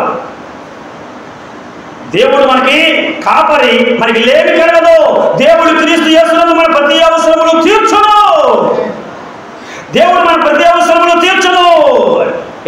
గొర్రెల యొక్క అవసరం ఏంటి? గొర్రెల కాపరికి తెలిసేది కదా. గొర్రెలు మేపుతున్నాడండి. గొర్రెలు మేపుకోవడానికి గొర్రెలకి ఏంటంటే అవసరం తెలిసేది కదా. వర్షాకాలంలో మొసలిచ్చి వచ్చేస్తాయి వాటికి ఏం ముందు వేయాలి? నీకు తెలుసు, నాకు తెలుసు, ఆడికి తెలుసా? నీకు తెలుసు, నాకు తెలుసు, కానీ కాపరికి తెలుసు. వర్షాకాలం వస్తుంది, మొసలిచ్చి వచ్చేసేటట్టు ఉంది, పుళ్ళు పుట్టేసేటట్లు ఉన్నాయి, జబ్బులు వచ్చేటట్లు ఉన్నాయి. ముందుగానే మందులు రెడీ చేసుకుంటున్నాడు, ముందుగానే ఇంజక్షన్స్ చేస్తాడు, జబ్బులు రాకుండానే అడ్వాన్స్డ్గానే. గొర్రెల కాపరికి ఏది కావాలో, గొర్రెల కాపరికి ముందుగానే తెలుసు. పిల్లలకి ఏం కావాలో తండ్రికి ముందు తెలియదా? నిన్ను ఆ స్కూల్లో జాయిన్ చేయాలని నువ్వు అడిగావా? ఎల్కేజీలో మీ నాన్న జాయిన్ చేశాడు. ఆ స్కూల్లో జాయిన్ చేయాలని నువ్వు అడిగావా? మీ నాన్న జాయిన్ చేశాడు. ఆ కాలేజీలో నువ్వు చదవాలని నువ్వు అడిగావా? మీ నాన్న జాయిన్ చేశాడు. అందరిని అడిగి ఎంక్వైరీ చేసుకొని నువ్వు పలానా చదువు చదవాలని నువ్వు అడిగావా? మీ నాన్న చదివించాడు నిన్ను ఆ స్థాయికి. నీకు ఏం కావాలో, ఏ డ్రెస్ కావాలో, ఏ యూనిఫార కావాలో, ఏ ఇల్లు కట్టాలో, ఏ అమ్మాయిని చూసి పెళ్లి చేయాలో, ఎక్కడ నువ్వు సెటిల్ చేయాలన్నది తండ్రికి తెలుసు. కొడుకు యొక్క భవిష్యత్తు, గొర్రె యొక్క భవిష్యత్తు గొర్రెల కాపరికి తెలుసు. కుమార్తెల యొక్క భవిష్యత్తు తండ్రికే తెలుసు. అవునే కదా? భక్తుడి యొక్క భవిష్యత్తు, భక్తుడి యొక్క అవసరము భగవంతుడికి తెలుసు. ఆ మహాదేవుడు యేసు ప్రభు స్తోత్రం తెలుసండి. హల్లెలూయా. నీ ప్రతి అవసరము దేవుడికి తెలుసు. నీ ప్రతి అక్కడ దేవుడికి తెలుసు. నువ్వు ఏ భాగంలో ఉన్నావో దేవుడికి తెలుసు. నువ్వు ఏ సమస్యలో ఉన్నావో దేవుడికి తెలుసు. నేను ఎలా ఇడిపించాలో దేవుడికి తెలుసు. నేను ఎలా గెలిపించాలో దేవుడికి తెలుసు. నేను ఎలా ఆదుకోవాలో దేవుడికి తెలుసు. నేను ఎలా రక్షించుకోవాలో దేవుడికి తెలుసు. నేను ఎలా కూర్చోబెట్టాలో దేవుడికి తెలుసు. దేవుడి స్తోత్రం చెల్లించదేవి. హల్లెలూయా. దేవునికి స్తోత్రం కలుగునుగాక. హల్లెలూయా. ముస్లింల మధ్యన 25 సంవత్సరాలు సేవ చేస్తున్నాను. ఎన్ని సంవత్సరాలు? 25. 99లో పాకేశారు. 2000లో జీవరావు తీసుకొని ఓపెన్ చేశారు. 2000 నుంచి 2025 25 సంవత్సరాల నుండి ముస్లిమ్స్ వాళ్ళ మధ్యన అరణ్యంలో పరిచయం చేస్తున్నాను. సుఖం తెలుసు, కష్టం తెలుసు, దుఃఖం తెలుసు, బాధలు తెలుసు, కన్నీరు తెలుసు, కటిక పేదరికం తెలుసు, జయము తెలుసు, అపజయము తెలుసు. అన్నిటిలోనూ కూడా ఎక్స్పీరియన్స్ కలిగి దేవుడి యొక్క నామముల ముందుకు వెళ్ళిపోతున్నాం. దేవుడికి స్తోత్రం కలిగి. హల్లెలూయా. ప్రతి దానికి మనం నిలబెట్టగలిగే కారణం ఒకటే, యేసు క్రీస్తునందు, క్రీస్తు ద్వారా మనకు జయమనుగుతున్నటువంటి దేవుడు మనకున్నాడు. మన నమ్మిన దేవుడు గొప్పవాడు. ప్రతి విషయం మనకి జయం కలగజేస్తాడు. మనకి విజయం కలగజేయటానికి నేను పరలోకం నుంచి భూలోకానికి వచ్చేది యేసయ్య. మనం ఓడిపోవడానికి కాదు, మనం కుళ్ళిపోవడానికి కాదు, మనం ఏడవడానికి కాదు, మనం దుఃఖపడడానికి కాదు, మన వ్యాధి చెందడానికి కాదు, మన బాధపడడానికి కాదు, మన వ్యాధులతో కుళ్ళిపోవడానికి కాదు, మనకి అన్నిటికీ విధాలుగా మనకి సుఖ సౌఖ్యములు ఇవ్వడానికి పరలోకం నుంచి భూలోకానికి వచ్చే యేసు ప్రభువు వారు. దేవుడికి స్తోత్రం. హల్లెలూయా. కనుక యేసుని నమ్మిన వాడు పేదరికాన్ని జయిస్తాడు. యేసుని నమ్మిన వాడు లేమి జయిస్తాడు. యేసుని నమ్మినటువంటి వాడు సాతానుడి వల్ల వచ్చే ప్రతి శోధన జయిస్తాడు. కొంతమందికి వ్యాధులు ఎంత చెప్పినా జబ్బులు పోవు. కొన్ని జబ్బు ట్యాబ్లెట్ వేసుకుంటూ పోతుంది. కొన్ని జబ్బులు ట్యాబ్లెట్ కాదు, ఇంగ్లీష్ వేసుకుని పోవు, ఆపరేషన్ చేసిన పోవు. దీర్ఘకాలికమైన వ్యాధులు అని ఉంటాయి. కొన్ని వ్యాధులు చచ్చిన దాకా వదలవయ్యి. చచ్చిన దాకా వదిలేయా? రక్తస్రావం గారి స్త్రీకి వదిలేయా? కుష్టి వ్యాధులు వదిలేయా? చచ్చిన దాకా ఉండే జబ్బులు ఎన్ని? చచ్చిన దాకా ఉండే జబ్బులు, అది కుష్టి వ్యాధి కావచ్చు, రక్తస్రావం కావచ్చు, మరొకటి కావచ్చు, ఎలాంటి వ్యాధులైనా సరే దీర్ఘకాలికమైన వ్యాధులు. ప్రతి వ్యాధిని కూడా జయించే శక్తి ఒక్క క్రీస్తును విశ్వసించిన క్రైస్తవులకు మాత్రమే దేవుడిచ్చాడు. అది వరమండి. పక్షవాతం వచ్చిన 3 సంవత్సరం మూలలు ఉంటే, కాళ్ళు రావంటే పక్షవాతులు జయించాను. ఎవరి వల్ల జయించాను? దేవుని వల్ల. హల్లెలూయా, దేవునికి స్తోత్రం. హల్లెలూయా. ప్రభువైన యేసుక్రీస్తు ద్వారా దేవుడు మనకి ఈ జయమిచ్చాడు, వ్యాధిని జయించే శక్తి ఇచ్చాడు. ఎంతమంది అండి భయంకర వ్యాధులను బయటకు వచ్చారు యేసు ప్రభు దగ్గరికి? ఎంతమంది అండి యేసు ప్రభు నమ్ముకొని వ్యాధులను బయటకు వస్తున్నారు? ఎంతమందిని దేవుడు బాగు చేస్తున్నాడండి? ఎంతమందిని బాగు చేశాడండి? ఎంతమందిని బాగు చేస్తున్నాడండి? ఇంకా ఎంతమందిని బాగు చేస్తాడండి? ఎంతటి వ్యాధి నుండి విడిపించగల సమర్థవంతుడు నజరేయుడైన యేసుక్రీస్తు. అంటే వ్యాధి మీద కూడా మనకి జయమిస్తున్నాడు. పేదరికం మీద, లేని మీద మనకి జయమిస్తున్నాడు. సాతానుడు కలిగించే శోధన మీద మనకి జయం కలిగజేస్తున్నటువంటి దేవాతి దేవుడు నజరేయుడైన యేసు ప్రభు. హల్లెలూయా. ప్రతి వ్యాధి కూడా యేసుక్రీస్తు రక్తంలో. పాపం పోవాలి కదా. రోగం పోవాలంటే ఏం పోవాలి? ముందు పాపం పోవాలి. పాపం పోవాలంటే యేసుక్రీస్తు రక్తం మనకు అవసరం. యేసుక్రీస్తు రక్తములు ఎవరైతే కడగబడతారో, యేసుక్రీస్తు రక్తములు ఎవరైతే పాలుభాగస్తులు అవుతారో వారికి పాపక్షమాపణ కలుగుతుంది. పాపక్షమాపణ ఎప్పుడైతే కలిగిందో శరీరంలో నుండి ప్రతి దీర్ఘకాలమైన వ్యాధి ఆ వ్యక్తిని విడిచిపోతుందండి. కొంతమంది ఫస్ట్ ఆధారం, రెండో ఆధారం ఎప్పుడైతే ప్రభుబల కార్యక్రమం, ఆ ప్రభుబల కార్యక్రమానికి కూడా రావడానికి ఇంటికాడ నీరసం పట్టేసి, మంచం పట్టేసి, దుఃఖం వదిలేసి అలా తలకాయ పెట్టుకుని కూర్చుంటారు. ఏమప్ప చర్చకి రాలేదంటే ఇలా బుద్ధి లేదమ్ములు. అదేంటి అప్ప ఇవాళ ఏంటి? ప్రభుబల కార్యక్రమం. ఆ ప్రభుబల్ల మాకు తెలుసులే, పట్టుకొస్తే పాస్పోర్ట్ పత్రం లేకపోతే లేదు. ప్రభుబలు ఇంటికి వెళ్ళాలి. కొంతమందికి అది రాదు. ప్రభుబలు అంటే ఏంటి? ప్రభువులు అంటే ఏంటి? యేసుక్రీస్తు రక్తం, యేసుక్రీస్తు శరీరం. యేసుక్రీస్తు రక్తంలోని, యేసుక్రీస్తు శరీరంలోని పాలుభాగస్తులైనటువంటి వారికి పాప క్షమాపణ కలుగుతుంది. అందుకే నేను ప్రభు బలించే సమయంలోని ఉపవాసం ఉండి, వస్త్రాలు ధరించి, తలకి స్నానం చేసి, నిష్ఠ కలిగి, దేవుడికి కానుకలు నెల కానుకలను కూడా పట్టుకొని నిష్ఠతో ప్రభు సన్నిధికి వచ్చి మోకరించి, దేవుడికి వచ్చిన దేవుడికి ఇచ్చి, దేవుడి సన్నిధిలో మోకరించి ఆ మహాదేవుని భగవంతుని ఆరాధించగలిగితే క్రీస్తు రక్తంలో పాలుభాగస్తురాలు అవుతావు. యేసయ్య రక్తంలో ఎప్పుడైతే నువ్వు పాలుభాగస్తురాలు అవుతావో అప్పుడు నీకు పాప క్షమాపణ కలుగుతుంది. పాప క్షమాపణ ఎప్పుడు కలిగిందో అప్పుడే నీ శరీరంలో దాగి ఉన్నటువంటి ఆ మొండి రోగం, ఆ మొండి వ్యాధి నేను విడిచి వెళ్ళిపోతుంది. దేవుడికి స్తోత్రం కలిగిన ఇంకా రోగం పోలేదంటే అది ఎలా ట్రీట్మెంట్ చేసుకోవాలో తెలియక, ప్రభువులలో ఎలా వెళ్ళాలి, ప్రభువులు ఎలా పాల్గొవాలి, క్రీస్తు రక్తాన్ని ఎలా స్వీకరించాలి, దాన్ని ఎలా మనం ఆస్వాదించాలి, ఏ రూట్లో వెళ్ళాలి, ఏ రూట్లో దాన్ని మనం అనుభవించాలి, దేని వల్ల మనకు వచ్చే లాభం ఏంటి, ప్రయోజనం ఏంటి, అవి తెలిసి కూడా నిర్లక్ష్యం చేసే పరిస్థితుల్లో ఆ భయంకర రోగాలతో ఇంకా పట్టి పీడించబడతా ఉన్నారు. నిజంగా క్రీస్తు రక్తంలో నువ్వు కరగబడితే కనుక, నిజంగా యేసుక్రీస్తు రక్తంలో నువ్వు పాలుభాగస్తురాలు అయితే కనుక, ఆ బల్లారాధన కార్యక్రమంలో నువ్వు నిష్ఠ కలిగి ఆ దశమ భాగాలు పట్టుకొచ్చి దేవుడికి ఇచ్చి ఆ యొక్క అపురూపమైన పవిత్రమైనటువంటి ఆ స్నానం చేసి పవిత్రమైన వస్త్రాలు కట్టుకొని దేవుడి సన్నిధికి ముందుగా వచ్చి ముఖాల మీద ఉండి దేవుడికి నమస్కారం చేసి ప్రార్థన చేసి ప్రభువులో పాల్గొ, నీ పాపం క్షమించబడుతుంది, నీ రోగం మీద నీకు జయము కలుగుతాయి. దేవునికి స్తోత్రం కలుగునిగాక. హల్లెలూయా. యేసయ్యా లేము మీద జయము, పేదరికం మీద జయము, శోధన మీద జయము, వ్యాధి మీద జయము మనకు కలిగజేస్తూ ఉన్నాడు. అంతెందుకండి, ఎంతమంది చచ్చిపోయారండి. చచ్చిపోయిన వాళ్ళందరూ లేపాడా లేదా యేసు ప్రభు? లాజరు లేపాడా? చచ్చిపోయాడా? పాతి పెట్టేశారా? లాజరు లేపాడా లేదా? చనిపోయిన లాజరు లేచాడా లేదా? యాయీరు కుమార్తె లేచిందా లేదా? అంతెందుకండి, అపోస్తలుడైన పౌలు ద్వారా ఆ దుర్గమ్మ లేచిందా లేదా? పౌలు గారి ద్వారా యవనస్తులు లేచాడా లేదా? ఎంతమంది బైబిల్లో చచ్చి బ్రతికారు. యేసయ్యను నమ్ముకుంటే మరణం మీద కూడా మనకి జయం కలుగుతుంది.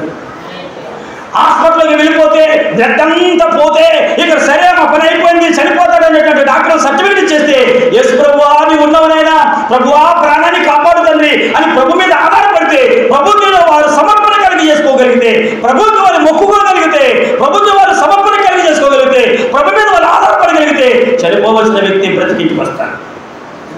ఎంతమంది చచ్చిపోయి చావు బ్రతుకు దాకా వెళ్ళిపోయి తిరిగి వచ్చారు. నేను చచ్చిపోయి పరమందకి వెళ్ళి తిరిగి వచ్చాను. సేవ చేస్తాను కృతజ్ఞత కలిగి దేవుడికి.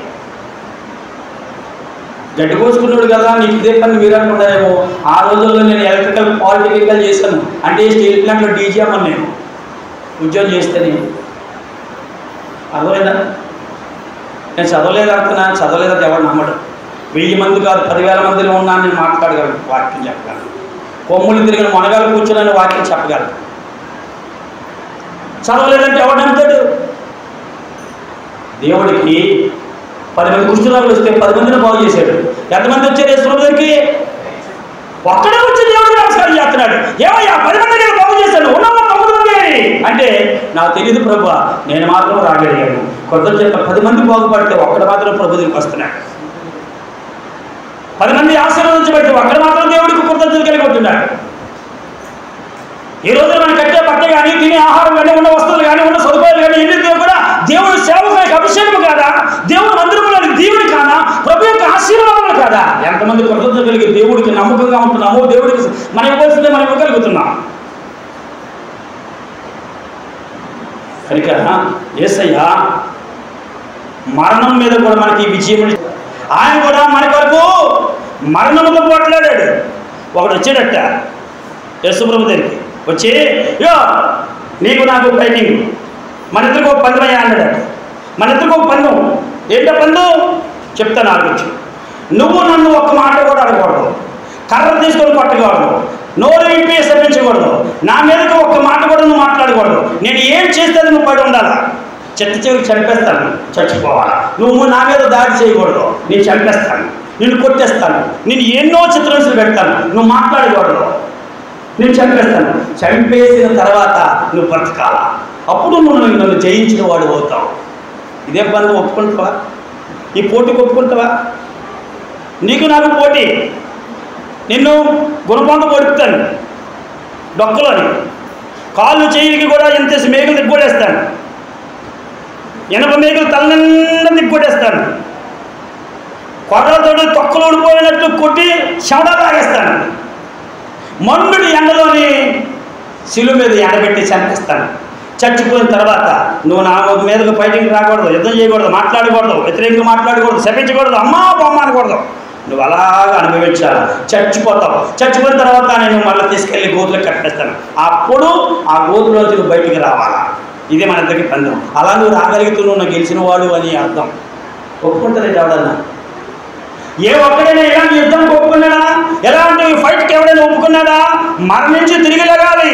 ఇలాంటి ఫైట్కి ఈ భూమి మీద రక్త మాంసాలతో పుట్టినవాడు ఎవడైనా ఎక్కడైనా ఎప్పుడైనా లగ్గలిగాడా, యుద్ధం చేయగలిగాడా? ఓన్లీ వన్, భూమి ఆకాశములకు ప్రభు అయినటువంటి నజరేయుడైన యేసు మాత్రమే ఆ మరణంతో ఆ పోటీ ఒప్పుకున్నాడు. నేనున్నాను, కమాన్ రా అన్నాడు. అంతే, నేను ఉన్నాను, రా రా నా పోటీ. నువ్వేం చెయ్యాలనుకుంటున్నావు చేసుకో, నేను మాట్లాడను, నిన్ను శపించను, యుద్ధం చేయను, చెయ్యి ఎత్త నీ మీద, నువ్వేం చెయ్యను చేసుకో, నిన్ను మాత్రం నేను గెలవడం ఖాయం, నిన్ను గెలవడం ఖాయం. నిన్ను చంపేసి పాతి పెట్టేస్తే, నిన్ను ఆవరించి మింగేస్తే, మరణమైనటువంటి నేనే మింగేస్తే నాలో నుంచి నువ్వు బయటికి వస్తావు అని పకాలించినవి ఆ యుద్ధానికి పాల్గొను. ఆ యుద్ధంలోని యేసయ్యని కొరలతో కొట్టి, ఉమ్ములు ఊరించి, బట్టలు చింపేసి, పిడిగుద్దులు గుద్ది, శిలువలు వేసి, బల్లెంతో పొడిచి, ముందు కిరీటం దిగ్గొట్టి, మండుడి ఎండలోని శిలువురాల మీద కపాలాడబడిన స్థలము కొండ మీద వేలాడ చేసి 3 గంటల వరకు ఎండలోని ఎండబెట్టి చంపింది.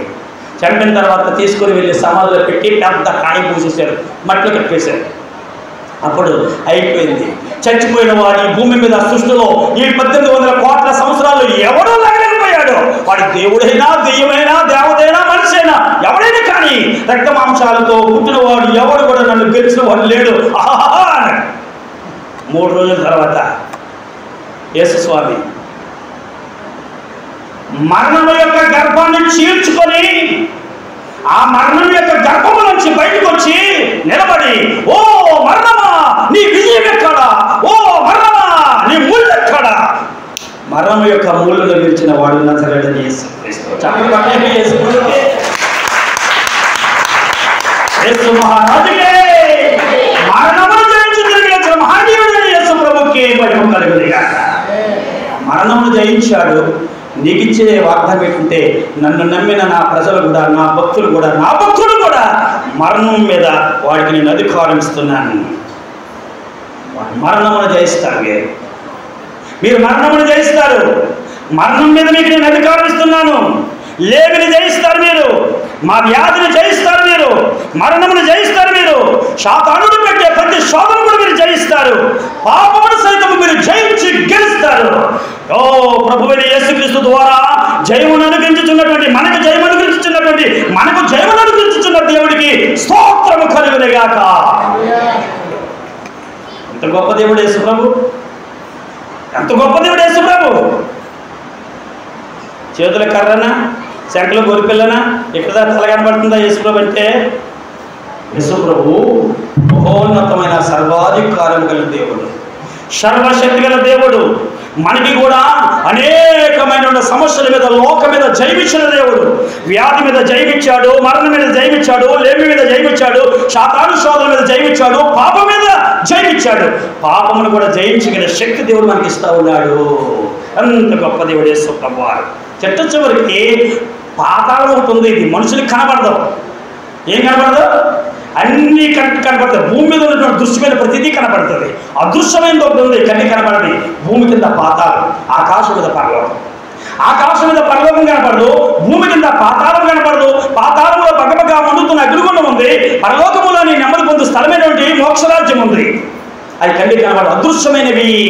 ఈ భూమి మీద దేవుని మీద ఆధారపడి, దేవుని యొక్క రక్తాన్ని చేతపట్టి, దేవుని యొక్క సాక్ష్యం ద్వారా, దేవుని యొక్క రక్తం ద్వారా యేసు ప్రభు మీద విశ్వాసం ఉంచి దేవుని యొక్క నామములో జయం పొందిన ప్రతి వాడు కొత్త ఆకాశమును కొత్త భూమిని స్వతంత్రించుకోలేను. ఏ స్వతంత్రించుకుంటుందంట? కొత్త ఆకాశం కొత్త భూమి అంటే ఏంటది? ఇది పాత ఆకాశం పాత భూమి 19 కోట్ల సంవత్సరాలు అయింది. కొత్త ఆకాశం కొత్త భూమి ఏది? స్వర్గం, పరలోకం, మోక్షం, నిత్యరాజ్యం, దైవరాజ్యం అనేటువంటి ఆ మహిమల స్థానాన్ని కూడా నువ్వు స్వతంత్రించుకుంటావు. ఆ స్థానంలో నువ్వు దేవదూతల స్వారూపము కలిగి, ఖర్జూరపు మట్టలు చేతబట్టి, తెల్లని వస్త్రము ధరించి, దేవదూతలతో కలిసి దేవాడు పరిశుద్ధుడవు, దేవాడు పరిశుద్ధుడవు, దేవాడు పరిశుద్ధుడని గాన ప్రతిగానములతో దేవుని ఆరాధిస్తావు అక్కడ. ఎందుకంటే లోకంలోని ప్రతి సమస్యను జయించావు గనుక, లోకాన్ని జయించావు గనుక, మరణమును జయించావు గనుక, వ్యాధిని జయించావు గనుక, లేమిని జయించావు గనుక, శాతాను శోధనలు జయించావు గనుక, పాపమును సైతము జయించావు గనుక, నా కుమారుడా నేను అక్కడ నీకు దేవుడినై ఉందును, నీవు నాకు కుమారుడినై ఉందువు. అక్కడ ఉన్నటువంటి జీవజలముల యొక్క బుగ్గల యొక్క ఊట నిన్ను త్రాగనిచ్చెదను. ఇది ఒక చిత్రంగా ఉంటుంది, చదువుతాం. ప్రకటన గ్రంథము 21వ అధ్యాయము 7వ వచనం. ప్రకటన గ్రంథము 21వ వచనం చదవమ్మా. ప్రకటన గ్రంథము 21:1 అంతటి నేను కొత్త ఆకాశమును కొత్త భూమిని చూసుకుని, ఈ మొదటి ఆకాశము మొదటి భూమి గతించిపోయాను. చాలు తల్లి. ఎక్కడుందంటే కొత్త ఆకాశము కొత్త భూమిని పరలోక రాజ్యములు యాహోనుగా చూశారు. ఆ కొత్త ఆకాశము కొత్త భూమిని నేను నిలుస్తున్నాను. లోకములు జయించావు కనుక, శోధనలు జయించావు కనుక, సమస్యలు జయించావు కనుక, ఈ ప్రాబ్లమ్స్ ని తట్టుకుని నిలబడ్డావు కనుక ఆ పరలోక రాజ్యములోని వీటిని నువ్వు స్వతంత్రించుకుందువు. కొత్త ఆకాశమును కొత్త భూమిని నువ్వు స్వతంత్రించుకుందువు. 7వ వచనం దగ్గరికి వద్దాము, 6వ వచనం దగ్గరికి వద్దాము. మరియు ఆయన నాతో ఎట్లైనను సమాప్తమైనవి, నీ కష్టాలన్నీ సమాప్తమైనవి, నేను ఆల్ఫా ఓమెగాయు అనగా ఆదియు అంతమై ఉన్నానని దక్కుకున్న వారికి జీవ జలముల బొగ్గలలోని జలములను నేను ఉచితముగా అనుగ్రహించదును. పరలోక రాజ్యం ఏముందంట? జీవ జలముల బొగ్గల ఓటలను నేను ఉచితముగా నీకు త్రాగనిస్తాను. సమర్పణ రావచ్చు గారు. జీవజలముల బుగ్గలలోని ఓట అంటే ఏంటనుకుంటున్నారు? జీవజలం దాని పేరే. అది తాగితే చచ్చిపోవు. ఈ నీళ్లు తాగితే చచ్చిపోతావు, డ్రింకులు తాగితే చచ్చిపోతావు, ఈ మందు తాగితే చచ్చిపోతావు, నీళ్ళు ఇక్కడ ఉన్న ఏ వాటర్ పోతావు, ఏ జాలకొంత తాగినా చచ్చిపోతావు. పరలోక రాజ్యములోని జీవజలపు ఓట, అందులో ఆ బుగ్గలో పోతున్న ఓటను తాగితే చచ్చిపోవు. అర్థమేంటి తెలుసా? దేవదూతలకు చావిది లేదు, అమృతం తాగుతారట. ఏదవుతారు? అమృతం, చావులేని జీవజలం. మనం ఇక్కడ మరణించిన తర్వాత, శరీరాన్ని వదిలిన తర్వాత, ఈ కార్యక్రమం అంతా కూడా ఫుల్ స్టాప్ చేసిన తర్వాత, కాలం ముగిసిన తర్వాత, పరలోకానికి వెళ్ళిన తర్వాత మొట్టమొదట ఒక కొండతోటి, ఒక లోటాతోటి, ఒక గ్లాస్ తోటి నువ్వు ఎంత తాగగలవో, ఎంత హరించుకోగలవో అంత దేవుడు నీకు ఇచ్చి, నాయనా నా సమర్పణ రాజు, నా కుమారుడా నేను నీకు దేవుడినే ఉన్నాను, నువ్వు నాకు కుమారుడే ఉన్నావు, తాగుమో. జీవజలంలో బుగ్గల్లో ఓటను త్రాగుము, ఇది తాగితే నీకు యుగ యుగాలు తరతరాలు మరణము లేదు. పరలోకములో యుగ యుగాలు తరతరాలు మరణము లేదు, దుఃఖము లేదు, కష్టము లేదు, వ్యాధి లేదు, అసలు మరణమే లేనటువంటి లోకం అది. అమరత్వము గల ప్రదేశము. జీవజలపుల యొక్క ఓట తాగి పరలోకములో తరతరాల యుగ యుగాలను జీవిస్తావు. ఎందుకంటే భూలోకములోని నీవు సమస్యలను శోధనలను జయించవు కనుక, ఈ భూలోకంలో ఉన్నటువంటి ప్రతి శోధనను జయించావు గనుక, ఈ భూలోకంలో పాపమును జయించావు గనుక, ఈ భూలోకంలో లేబులను జయించావు గనుక, ఈ భూలోకంలోని నా పేరుట నువ్వు వ్యాధులు జయించావు గనుక, ఈ భూలోకంలో నా పేరుట నువ్వు మరణముల జీవితము జయించావు గనుక, ఈ భూలోకంలోని నీ కాలమును, నీ సమయాన్ని, నీ జీవిత కాలాన్ని నా కొరకు దారదత్తం చేసావు గనుక అక్కడ వీటిని నువ్వు స్వతంత్రించుకుంటావు. హల్లెలూయా. నేను అతనికి దేవుడనే ఉండను, అతను నాకు కుమారుడే ఉండను. ఈ భూలోకములో వీటన్నిటిని జయించిన వాడు వీటన్నిటిని పరలోకములో స్వతంత్రించుకొను. అక్కడ కొత్త ఆకాశము, కొత్త భూములు, జీవజలముల యొక్క బుగ్గల మూతలను నువ్వు స్వాధీనం చేసుకుంటావు. దేవునికి స్తోత్రం కలుగును గాక. హల్లెలూయా, హల్లెలూయా. దేవునికి స్తోత్రం. ఏమండి, ప్రభువైన యేసుక్రీస్తు ద్వారా జయమును అనిపించుచున్న దేవుడికి స్తోత్రము కలుగును గాక. ప్రభువైన యేసుక్రీస్తు ద్వారా మనకి జయమును అనిపించుచున్న దేవుడికి స్తోత్రము కలుగును గాక. సాతాను శోధనలపై జయమును అనిపించిన దేవుడికి స్తోత్రము కలుగును గాక. పాపంపై జయమును అనిపించిన దేవుడికి స్తోత్రము కలుగును గాక. లేమిపై పేదరికపై జయమును అనిపించిన దేవుడికి స్తోత్రము కలుగును గాక. వ్యాధి మీద, రోగం మీద జయమును అనిపించిన దేవుడికి స్తోత్రము కలుగును గాక. మరణంపై మనకు జయమును అనిపించిన దేవుడికి స్తోత్రము కలుగును గాక. నరకంపై మనకు జయమును అనిపించిన దేవుడికి స్తోత్రము కలుగును గాక. తండ్రి, కుమార, పరిశుద్ధాత్మలకు నిత్య స్తోత్రములు కలుగును గాక. దేవుడికి మహిమ కలుగును గాక. అందరం ఒకసారి కుడిచేటి ఎక్కితే దేవుడు స్తోత్రం చెల్లించండి. పునరుద్ధానుడా, విజయశీలుడా, నా ప్రాణనాథుడా. పునరుద్ధానుడా, విజయశీలుడా, నా ప్రాణనాథుడా. నా ప్రతి అవసరము తీర్చునట్టి యేసునాథుడా. నా అపజయములలో జయమనిచ్చిన కరుణాశీలుడా. నా అపజయములలో జయమనిచ్చిన కరుణాశీలుడా. పునరుద్ధానుడా, విజయశీలుడా, నా ప్రాణనాథుడా. పునరుద్ధానుడా, విజయశీలుడా, నా ప్రాణనాథుడా. కొండలలో ఎదురైనా చర్యలు యేసయ్యా. శోధన, వేదన, బాధలలో నిన్ను విడువను యేసయ్యా. కొండలలో ఎదురైనా చర్యలు యేసయ్యా.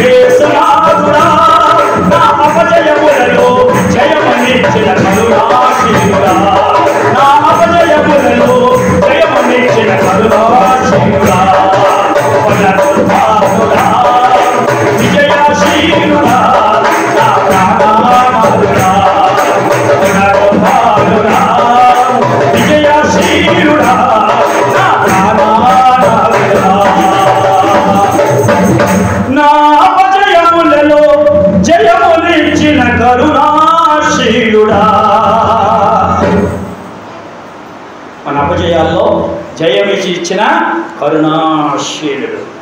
ఆయవారి నిండు నూరేండు ఈ భూమి మీద నిర్ఘాక్షవంతుడిని మాకు తండ్రిగా చిరకాలము జీవించుకుని కాదు.